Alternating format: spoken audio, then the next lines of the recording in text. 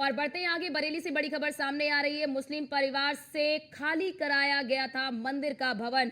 प्रशासन ने गंगा महारानी मंदिर का भवन कराया खाली। भवन से बाहर किया मियां वाहिद का सामान। हिंदू संगठनों ने मंदिर भवन पर लहराया सनातनी ध्वज। भवन पर जबरन कब्जा कर रखा था मियां वाहिद का परिवार। मंदिर पर स्वामित्व को लेकर बाद में फैसला लेगा प्रशासन। हिंदू संगठन मंदिर में पूजा पाठ करने पर अड़ा हुआ है। कल से पूजा पाठ करना चाह रहा है हिंदू संगठन। शुद्धिकरण के साथ मंदिर में सुंदरकांड पाठ शुरू कराएंगे। मंदिर हमारे पूर्वजों का, चाबी हमें सौंपे। प्रशासन पक्षकार की ओर से कहा गया है कि मंदिर हमारे पूर्वजों का है, तो इसकी जो चाबी है प्रशासन हमें सौंपे। मियां वाहिद को भवन खाली करने का 7 दिन का समय दिया गया था। समय से पहले खाली करने को तैयार हुआ मुस्लिम परिवार। पुलिस प्रशासन की निगरानी में है मंदिर का भवन। गंगा महारानी मंदिर पर हिंदू संगठनों ने नारे भी लगाए। भारी पुलिस बल के साथ अधिकारी मौके पर मौजूद।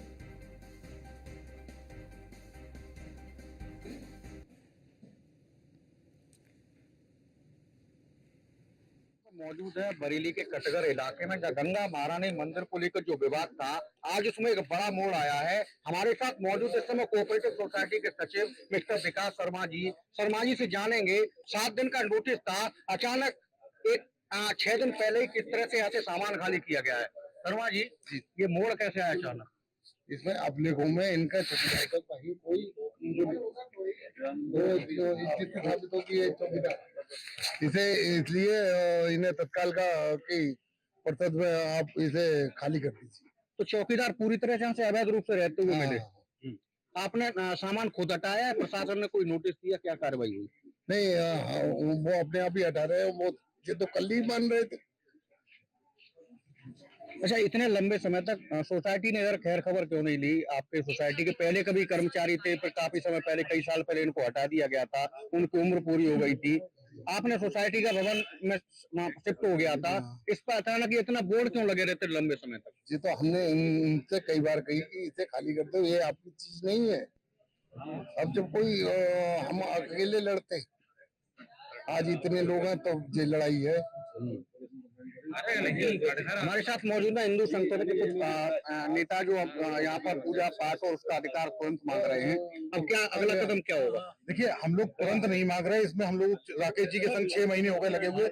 इसमें सारे दस्तावेज निकाले, प्रशासन को ये मानने के लिए मजबूर किया कि ये मंदिर है, क्योंकि हमने 1905 के दस्तावेज दिए हैं जिसमें ये मंदिर है। खसरा खतौनी दिए निकाल के राकेश जी के माध्यम से। राकेश जी इस मंदिर के जो दान करता है उनके वंशज हैं, इनके द्वारा प्रयास किया गया।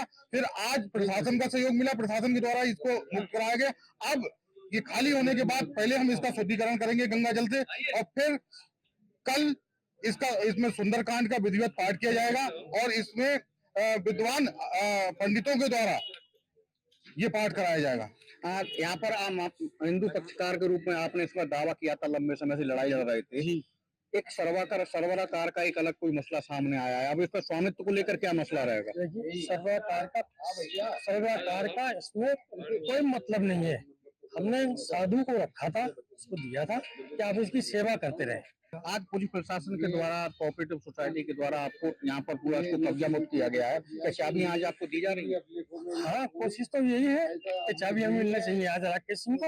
और इस भवन से एक मुस्लिम परिवार यहाँ पर रहता था, जो खुद को चौकीदार बताता था। उनका दावा, उनकी बातें पूरी तरह गलत साबित हुई और प्रशासन ने उनसे सामान खाली करा दिया है। अब यहाँ पर पूजा अर्चना का अधिकार कब शुरू होगा? हालांकि हिंदू संगठनों का दावा है वो इसका शुद्धिकरण कराएंगे और यहाँ पर नियमित मंत्रोच्चार के साथ यहाँ पूजा अर्चना शुरू होगी। कैमरामैन पंकज शर्मा के साथ मैं अनुरोध भारद्वाज, न्यूज़ 1 इंडिया, बरेली। और हमारे साथ हमारे ब्यूरो चीफ अनुरोध भारद्वाज हमारे साथ लाइव जुड़ चुके हैं। अनुरोध, नोटिस 7 दिन का दिया गया था कि 7 दिन के भीतर करना है, और 6 दिन पहले ही जो मुस्लिम परिवार है वो यहाँ से जा रहा है। क्या ये माना जाए कि मुस्लिम परिवार जो है कि उनके पास पर्याप्त सबूत नहीं थे और जो पक्षकार है उनके पास पर्याप्त सबूत थे, और यही वजह है कि मुस्लिम परिवार को जो नोटिस दिया गया था उस नोटिस से पहले ही उन्होंने इसे खाली कर दिया? सोसाइटी का चौकीदार बताते थे और उसी को लेकर उन्होंने पूरे मंदिर की इमारत पर कब्जा कर रखा था।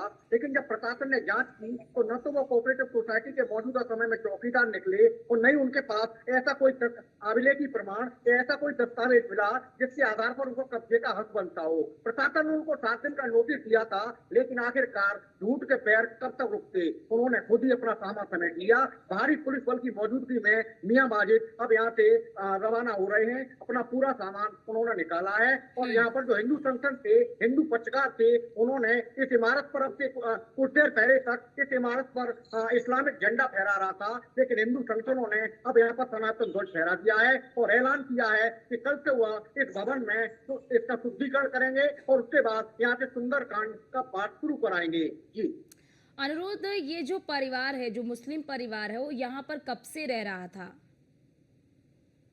मियां माजिद का परिवार मूल रूप से बदायूं पर रहने वाला है।